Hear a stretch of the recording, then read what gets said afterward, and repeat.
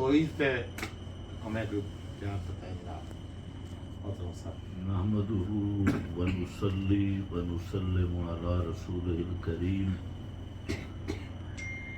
اما بعد فاعوذ بالله من الشيطان الرجيم بسم الله الرحمن الرحيم فاعلم انه لا اله الا الله.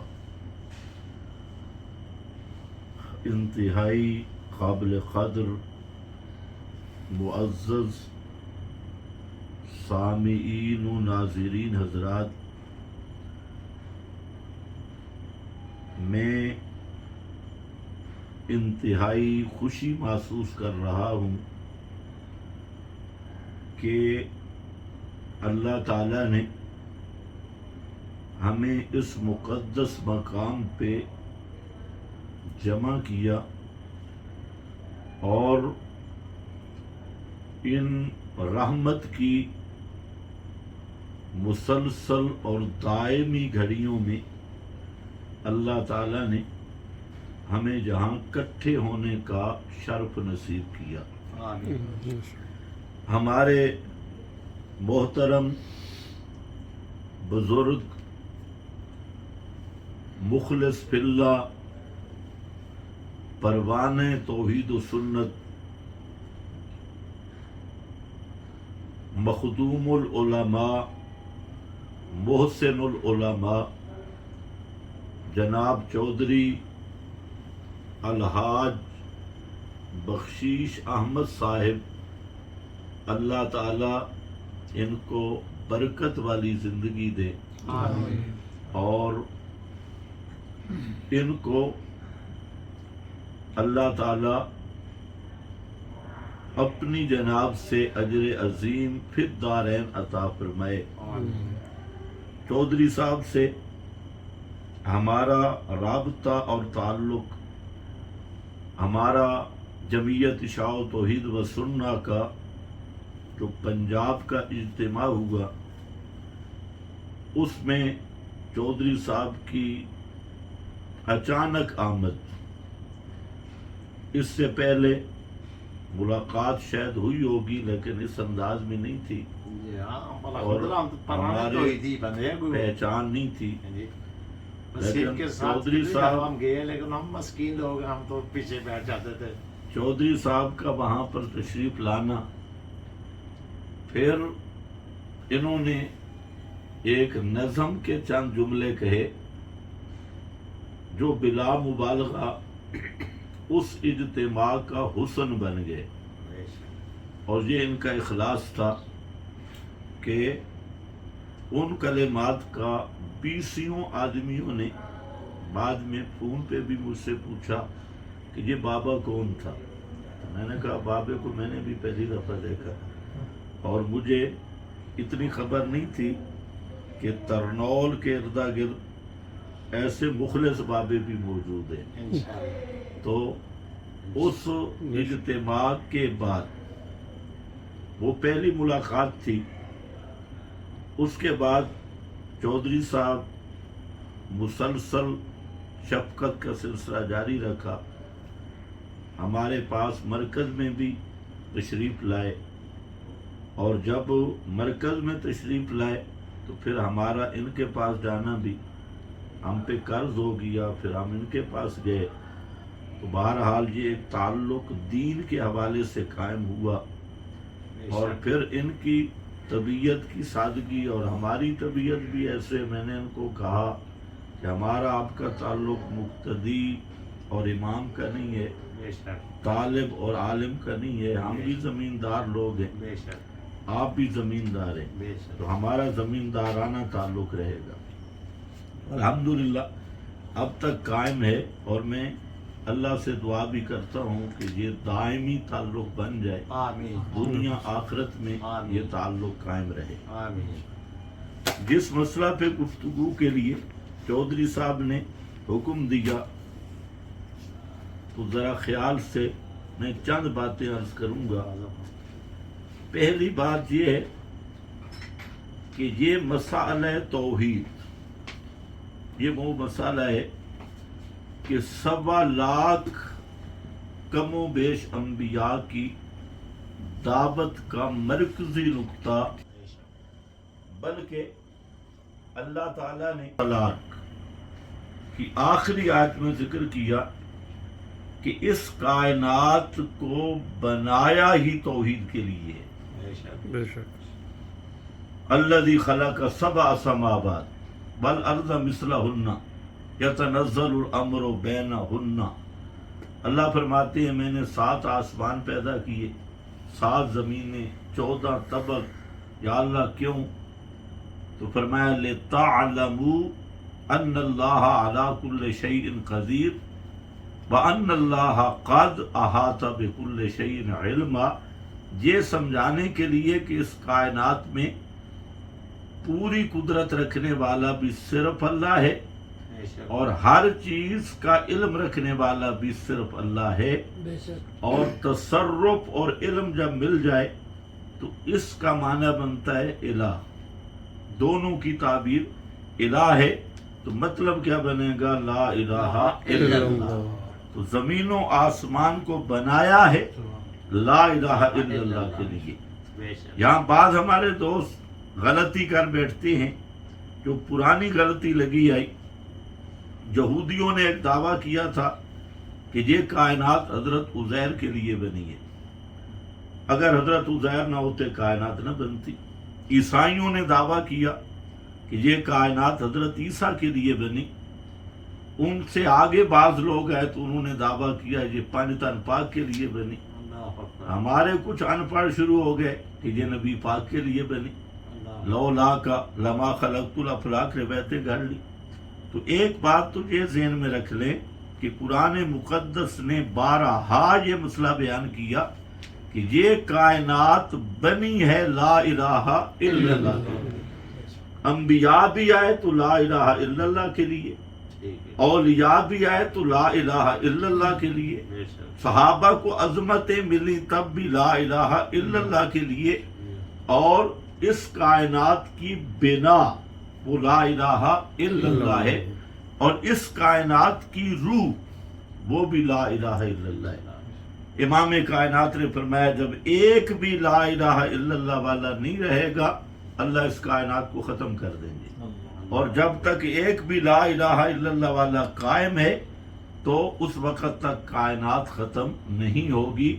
تو اس لیے دوستو سب سے بھاری جملہ جس کا سمجھنا ہر مرد پر، عورت پر، بوڑھے پہ، جوان پہ، ہر آدمی پہ سمجھنا سب سے پہلا فرض ہے۔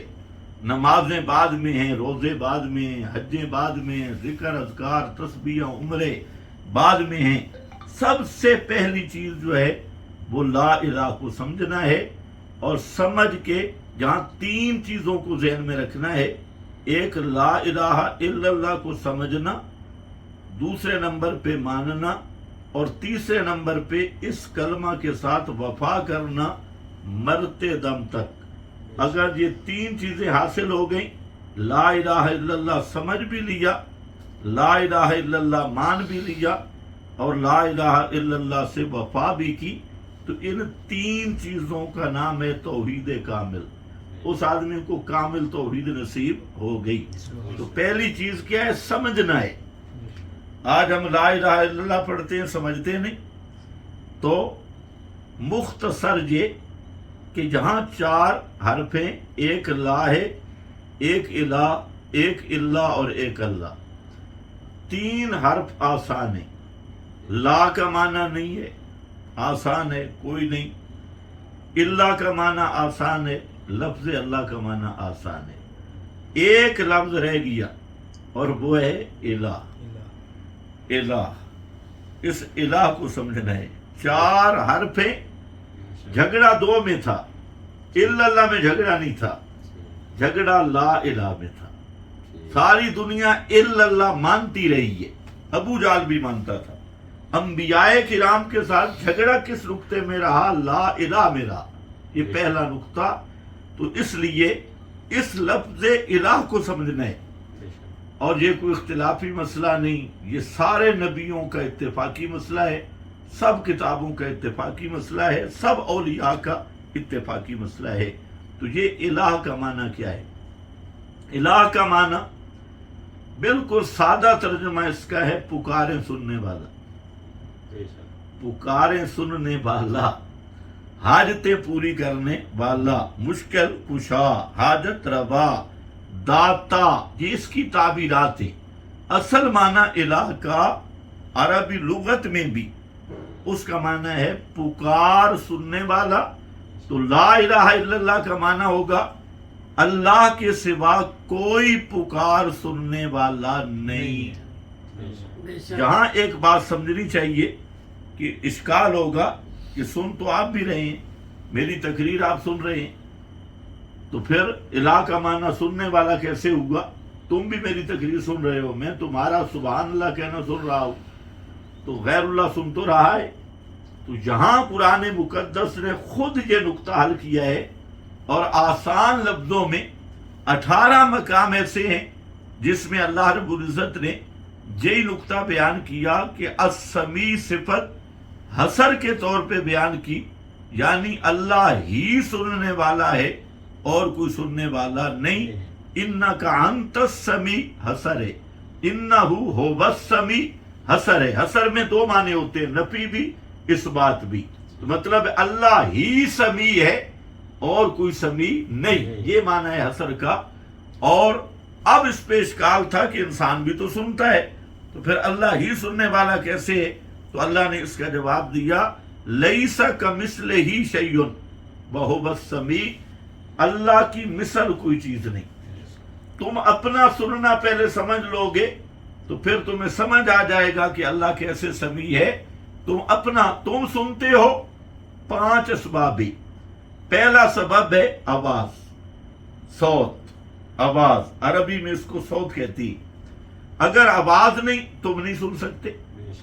दूसरा सबब है कि वो आवाज हवा की लहरों में आए, हवा की लहरों में आए। अगर हवा नहीं तब भी आप नहीं सुन सकते। फिर वो जो मुतकय्यफ हवा है, आवाज की लहरों को उठाने वाली हवा, वो तुम्हारे इस कान तक पहुंचे। तीसरा सबब है आप गाड़ी के अंदर बैठे हो, शीशे बंद कर दें, बाहर में कोई शोर डाले, आपके कानों तक नहीं पहुंचेगा क्योंकि दरमियान में वो खिड़की बंद हो गई है। और वो मुतकय्यफ हवा जो आवाज उठाने वाली है वो तुम तक नहीं पहुंची। तो इस लिहाज से ये तीसरा सबब। और चौथा ये है कि वो जो हवा है वो तुम्हारे उस पट्टे तक पहुंचे कान में, उस पट्टे के अंदर रूह भी मौजूद हो। अगर जिस्म में रूह मौजूद है और वो पट्टा मुर्दा हो चुका है समात वाला, तब भी तुम नहीं सुन सकते। तो इंसान का सुनना क्या है? असबाब के तहत है। और मालिक का सुनना वो माफौकल असबाब है। वहां आवाज की भी सबब की जरूरत नहीं, हवा के सबब की भी जरूरत नहीं, और तकय्युफ के सबब की भी जरूरत नहीं, कानों और पट्ठों के सबब की भी जरूरत नहीं। तो अब समझ आ गई कि इंसान का सुनना असबाब के तहत है और रब का सुनना बगैर असबाब के। इंसान का पकड़ना ये असबाब के तहत है, ये मैंने रखा, ये उठा लिया। और रब का पकड़ना बगैर असबाब के, वो हाथों का मोहताज नहीं कि हाथों से पकड़े, उसकी पकड़ भी माफौकल असबाब, उसका तसर्रुफ भी माफौकल असबाब। तो अब आओ, ला इलाहा इल्लल्लाह का माना अल्लाह के सिवा पुकारें सुनने वाला कोई नहीं। अब अगर ये अकीदा किसी गैर के लिए रखा, किसी नबी वली के मुताल्लिक यही अकीदा रखा कि बगैर असबाब के वो मेरी पुकार को सुनते हैं। मसलन हम यहाँ बैठे हैं मस्जिद नबवी में और किसी का ये अकीदा है कि रसूलुल्लाह सल्लल्लाहु अलैहि वसल्लम वो मेरी आवाज को सुन रहे हैं और आदतन बगैर असबाब के हमारे इस कलाम को सुनते हैं, या रोज़ा अक्तर जब मस्जिद नबवी से सुनते हैं तो उसने रसूलुल्लाह को इलाह माना है। और जो रसूलुल्लाह को इलाह मानता है वो ला इलाहा इल्लल्लाह का मुनकर है। तो इसलिए इस मसले पे तवज्जो देने की जरूरत है कि ला इलाह माना क्या है। ला इलाह का माने ये है कि बगैर असबाब के सुनने वाला اللہ کے سوا کوئی نہیں، اور باقی جتنے معنی ہیں اسی کی تعبیر ہیں۔ تو پکاریں سننے والا اللہ کے سوا کوئی نہیں۔ اب یہ جو میں نے معنی کیا ہے، یہی معنی قرآن میں ہے، یہی معنی حدیث میں ہے، اور یہی معنی تمام ائمہ نے کیا، لغت والوں نے بھی اور ائمہ ہدا دین کے اماموں نے بھی یہی معنی کیا۔ تو اب لا الہ الا اللہ کا تقاضا یہ ہے کہ جب بغیر اسباب کے سننا رب کا خاصہ ہے، تو کسی نبی ولی پیر فقیر کے موت کے بعد عادتاً سننے کا قائل وہ اس کو الہ مان رہا ہے اور لا الہ الا اللہ کا انکار کر رہا ہے، اگرچہ اس کا عقیدہ امام الانبیاء کے متعلق بھی کیوں نہ ہو۔ اور یہ ذرا کڑوا نقطہ ہے، اور یہ اگر یہ عقیدہ نہیں بنا تو لا الہ الا اللہ 1000 دفعہ پڑھتا رہے، اس کا لا الہ پہ ایمان نہیں ہے۔ یہی بات حضرت ابراہیم نے اپنے باپ کو سمجھائی کہ یا ابت لما تعبد ما لا يسمع ولا يبصر ولا يغني عنك شيئا۔ تو اگر اس کی میں تفصیل میں جاؤں تو 80 سے نہیں 100 سے زائد آیات اسی معنی پہ ہیں۔ صرف ایک بات کر کے ختم کرتا ہوں کہ اللہ رب العزت نے اسی لیے اپنی توحید الوہیت کی بنیاد رکھی ہے مسئلہ حیات پہ۔ پورا قرآن پڑھ لو، مسئلہ حیات پہ۔ کیوں؟ آیت الکرسی سب پڑھتے ہیں۔ آیت الکرسی یہ وہ مقام ہے توحید کا جو سب پورے قرآن میں سب سے مفصل ہے، اور لا الہ الا اللہ کی تشریح ہے۔ تو آیت الکرسی کو آپ پڑھیں تو کیا ہے؟ اللہ لا الہ الا ہو، آگے الحی، اللہ وہ ہے جس کے سوا الہ کوئی نہیں۔ یا اللہ دلیل کیا ہے؟ فرمایا الحی، اس کے سوا ہمیشہ زندہ رہنے والا کوئی نہیں، ہمیشہ زندہ رہنے والا اللہ، تو الہ بھی صرف اللہ۔ حیات والا مسئلہ شروع کیا۔ اسی طرح سورہ حامی مومن میں آیت نمبر 65 میں وہاں اللہ تعالیٰ نے ذکر کیا هو الحی لا الہ الا ہو، هو الحی، ہمیشہ زندہ رہنے والا صرف اللہ ہے، اس کے سوا کوئی ہمیشہ زندہ رہنے والا نہیں۔ لا الہ الا ہو، تو پکاریں سننے والا بھی اللہ ہے۔ فادعوہ مخلصین لہ الدین، جب یہ ثابت ہو گیا، فادعوہ فافسیہ ہے اذا کان الامر کذالک، جب یہ ثابت ہو گیا کہ ہمیشہ زندہ رہنے والا اللہ ہے، تو پکار کے لائق بھی اللہ ہے، تو فادعوہ، بس ہر حاجت میں اسی کو پکارو، وہی تمہاری پکارے سننے والا ہے۔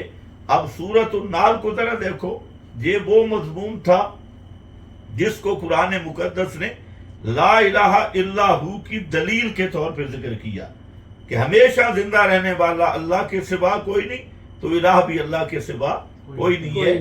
کیونکہ اب ذرا اس کا دوسرا پہلو بھی دیکھو، اللہ نے فرمایا دیکھیں والذین یدعون من دون اللہ، یہ سورۃ النحل آیت نمبر 20 ہے، لا یخلقون شیئا وہم یخلقون، اللہ کے سوا جن کو یہ مشرک پکارتی ہیں ان کی حالت کیا ہے؟ لا یخلقون شیئا، وہ کوئی چیز پیدا نہیں کر سکتے، لا یخلقون شیئا، کاکھ نہیں پیدا کر سکتے۔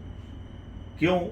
فرمایا وہم یخلقون، وہ خود مخلوق ہے، جو مخلوق ہے وہ پیدا کیا کرے گا؟ آگے۔ اور اللہ کی شان کیا ہے؟ اللہ خالق کل شیء لہ الخلق والامر، ساری کائنات کو پیدا کرنے والا اللہ ہے، لہ الخلق والامر، خلق پیدا کرنا، تصرف کرنا، لہو یہ صرف رب کا خاصہ ہے، اس میں اور کوئی شریک نہیں۔ اب یہاں لا یخلقون شیئا، پھر اس شیئا کو سورۃ الحج میں کھولا ہے، کیا مطلب؟ فرمایا لن یخلقوا ذبابا، جن کو اللہ کے سوا تم پکارتے ہو، چاہے انبیاء، اولیاء، بزرگ، فرشتے، جن کو بھی پکارو حاجات میں، تو فرمایا لن یخلقوا ذبابا، وہ مکھی بھی پیدا نہیں کر سکتے، پیدا کرنا تو دور کی بات، یسلبہم الذباب شیئا لا یستنقذوہ منہ، اگر مکھی ان سے کوئی چیز چھین کے لے جائے تو وہ واپس بھی کر سکتے نہیں۔ یہ سورۃ الحج ہے، اور بعض لوگ کہہ دیتے ہیں جی بوتتے ہیں، بوت شد نہیں. اسی مقام پہ سید محمود آلوسی بغدادی رحمہ اللہ اور دیگر مفسرین نے لکھا کہ یہ آیت آئی ان کے لیے جو اولیاء اللہ کو پکارتی، اللہ کے ولیوں کو پکارتی، ان کے لیے. اب فرمایا اموات، دوسری بات کہ جن کو اللہ کے سوا تم پکار دو وہ مردے ہیں، غیر و احیاء، وہ زندہ نہیں. اب دیکھو وہاں الحی ہو بالحی، اور جہاں کیا صفت ہے اموات غیر و احیاء، وہ مردے ہیں زندہ نہیں.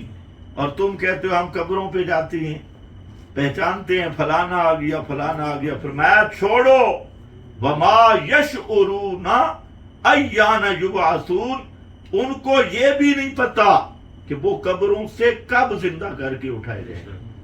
اب تھوڑا سا انصاف ہو، قبروں سے بت زندہ ہو کے اٹھیں گے، سونے چاندی اور پتھر کے.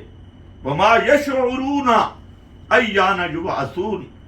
اور یہی جو تقریر میں نے کی ہے، یہی تقریر اس امت کے افضل الامہ بعد نبیہا، افضل البشر بعد نبیہا، اس امت میں امام الانبیاء کے بعد سب سے افضل صحابہ میں ابو بکر صدیق ہے بے شک رضی اللہ تعالیٰ عنہ. ابو بکر صدیق سے بڑا امت میں عالم کوئی نہیں. سب سے بڑے عالم بھی ابو بکر صدیق، سب سے افضل بھی ابو بکر صدیق. اور ابو بکر صدیق پیغمبر کا وہ یار ہے کہ آج بھی دیکھو روزے میں نبی کے ساتھ ابو بکر ہی سویا ہے. بے شک آج بھی پیغمبر کے ساتھ ابو بکر ہی سویا ہے. تو خیر میں عرض یہ کر رہا تھا کہ حضرت صدیق اکبر نے یہی تقریر کی جو میں نے آپ کے سامنے کی ہے. جب نبی پاک صلی اللہ علیہ وسلم کی وفات ہوئی، یہی حجرہ تھا جس پہ اب گنبد ہے. جی تو آپ کی میت مبارک اسی حجرہ میں رکھی ہوئی تھی. اور حضرت عائشہ صدیقہ کا یہ حجرہ ہے. اس حجرے کی بھی کیا شان ہے کہ قیامت تک اللہ نے اس حجرے کو بھی محفوظ کر دیا. اللہ کو پتا تھا حضرت عائشہ کے دشمن بہت ہوں گے، اور ایک صدیق کے دشمن بہت ہوں گے. صدیق کو ایسی مائیت ملی کہ آج بھی کوئی دیکھے تو صدیق نبی کے ساتھ ہے. اور دوسرے صدیقہ کے دشمنوں کا منہ بند کیا کہ صدیقہ کے حجرہ میں پیارے پیغمبر اس طرح تشریف فرما ہوئے کہ آج بھی اگر کوئی دیکھے تو پیغمبر کا معطر وجود اور طیب وجود آج بھی حضرت عائشہ کے حجرہ کے اندر موجود. اس سے بڑی کیا شان ہو سکتی ہے. تو حضرت صدیق اکبر اس حجرہ میں آئے. باہر حضرت فاروق اعظم کھڑے تھے اسی مسجد نبوی میں. تو حضرت فاروق اعظم پیغمبر کریم کی محبت کے حال میں مست تھے اور فرمانے لگے کہ جس آدمی نے کہا کہ نبی پاک صلی اللہ علیہ وسلم پہ موت آ گئی، میں اس کی گردن اتار دوں. آپ بے ہوش ہوئے ہیں، اٹھیں گے اور منافقوں کے ہاتھ پاؤں کاٹیں گے. اب ذرا خیال رکھنا ہے، حضرت عمر ہوں اور کہہ رہے ہوں کہ میں گردن اتار دوں. حضرت دوسری طرف اسی مسجد نبی کے دوسرے کونے پہ حضرت عباس بیٹھے کھڑے تھے، اور حضرت عباس میرے نبی کے چچا تھے. اور وہ کہہ رہے تھے ایھا الناس ان محمدا بشر وانہ قد مات. اور لوگوں، اللہ کی قسم محمد الرسول اللہ انسان تھے، وانہ قد مات، ان پہ موت آ گئی. ادفنوا صاحبکم، نبی پاک علیہ السلام کو دفن کر دو. ادفنوا صاحبکم، آپ کو دفن کرو. اگر جو تم کہہ رہے ہو کہ پیغمبر پر بے ہوشی یا غشی ہے پھر اٹھیں گے، تو حضرت عباس کے یہ جملہ چودھری صاحب سننا. حضرت عباس کہتے ہیں ادفنوا صاحبکم، اپنے صاحب کو دفن کرو، نبی پاک کو دفن کرو. اگر پیغمبر زندہ ہوئے قبر میں تو ان اللہ یبحث عنہ التراب، اللہ ان پر سے مٹی ہٹا دیں گے اور اپنے نبی کو قبر سے باہر لائیں گے، کیونکہ زندہ نبی قبر میں رہ سکتا نہیں. تو اگر یہ بات ہوئی تو وہ تقریر حضرت عباس کر رہے تھے، ادھر حضرت عمر کھڑے تھے. حضرت صدیق اکبر آئے یہ 7 مقام ہے. وہاں حضرت صدیق گئے ہوئے تھے. جب پتہ چلا تو حضرت صدیق آئے سیدھے حجرہ حضرت عائشہ صدیقہ میں اور پہلے دیکھا کہ معاملہ کیا ہے. جب دیکھا آپ کے چہرے پر چادر اٹھائی, چادر سفید چادر آپ کے چہرے پہ تھی. جب چادر اٹھائی تو صدیق اکبر سمجھ گئے کہ اللہ کے رسول پہ موت آ گئی. تو حضرت صدیق اکبر رضی اللہ تعالیٰ عنہ کے آنسو جاری ہوئے اور پیغمبر کے ماتھے پہ بوسہ دیا, اور ماتھے پہ بوسہ دے کے ایک جملہ کہا, بخاری شریف میں موجود ہے, کہتے ہیں طبتا حیم و میتا, کہ اللہ کے محبوب آپ زندہ تھے تب بھی خوشبودار تھے, آپ میت ہو گئے تب بھی خوشبودار ہیں. یہ کہہ کر صدیق اکبر منبر پہ آ گئے. منبر پہ کھڑے ہوئے. حضرت فاروق اعظم کی اسی طرح تلوار گھوم رہی ہے اور کہتے ہیں جس نے کہا قد مات, محمد رسول اللہ پہ موت ہے, میں اس کی گردن اتار دوں گا. اور فاروق اعظم کا غم کی وجہ سے آنسو بھی رک گئے تھے, آنکھ لال سرخ ہو گئی اور گرج ہے, منہ سے جھاگ آ رہی ہے, روایت میں منہ سے جھاگ جاری ہے, اور وہ اپنی محبت کے حال میں. صدیق اکبر آئے اور انہوں نے قرآن کی تلاوت شروع کی, انک میت و انہم میتون, جس میں اللہ نے فرمایا میرے پیغمبر آپ پہ بھی موت آئے گی, ان پہ بھی موت آئے گی. ما محمد الا رسول قد خلت من قبلہ الرسل افا ان ماتا, فرمایا محمد رسول اللہ کوئی ادا نہیں ہے, ما محمد الا رسول, نہیں ہے محمد مگر اللہ کے رسول, پہلے بھی رسول گزرے ہیں. تو یہ ایتیں پڑھی اور میں نے جو کہا جملہ وہ ذرا سننا. حضرت صدیق کہتے ہیں ایو ہر رجل علی رسلک, اوے جنیاں نان لے عمر دا, او جنیاں علی رسلک, جلی جا ٹھہر جا. حضرت عمر اتے بیٹھیا, حضرت صدیق اکبر رضی اللہ تعالیٰ نے جملہ آکھا, فرمایا ایوہ الناس من کان منکم یعبد محمدن فإن محمدن قد مات, تم میں سے جو آدمی محمد الرسول اللہ کو پکارتا تھا تو وہ سمجھ لے کہ محمد پہ موت آ گئی. وَمَنْ كَانَ مِنْكُمْ يَعْبُدُ اللَّهَ فَإِنَّ اللَّهَ حَيٌّ لَا يَمُوتُ, اور تم میں سے جو رب کو پکارنے والا تھا سمجھے کہ اللہ ہمیشہ زندہ رہنے والا ہے, اس پہ کبھی موت آنے والی نہیں. تو صدیق اکبر نے جب یہ جملہ کہا, فاروق اعظم گھٹنوں کے بل گر گئے, گھٹنوں کے بعد جسا علی رکبتے. اور پھر فاروق اعظم اٹھے اور کہتے رحم اللہ ابا بکر, ابو بکر پہ اللہ کی رحمت ہو, مجھے تو یہ ایتیں بھول گئی تھی جو اس نے پڑھی ہیں اور مجھے سمجھ آ گئی ابو بکر سچ کہہ رہا ہے. حضرت صدیق نے بھی انہی ایتوں سے سمجھا کہ معبود وہ ہوتا ہے, پکارے سننے والا وہ ہے جو موت سے پاک ہے. جس پہ موت آ جائے وہ سن نہیں سکتا تو الہ کیسے ہوگا. تو لا الہ الا اللہ کا اصل نقطہ یہی ہے کہ اللہ کے سوا کوئی پکارے سننے والا نہیں. اسی بنیاد پہ ہے, جب پکارے سننے والا نہیں تو اللہ کے سوا نظر نیاز کے لائق بھی کوئی نہیں, منت منوتی کے لائق بھی کوئی نہیں, حاجت روا بھی کوئی نہیں, مشکل کشا بھی کوئی نہیں, داتا بھی کوئی نہیں, کھوٹی قسمتیں کھڑی کرنے والا بھی کوئی نہیں, ڈبے بیڑے تارنے والا بھی نہیں, دعائیں پکارے سننے والا بھی نہیں. اللہ ہمیں اسی پر استقامت نصیب فرمائے. وآخر دعوانا الحمدللہ. جزاک اللہ, ماشاءاللہ ماشاءاللہ. بس یہی ہے کہ توحید ہی اللہ کی.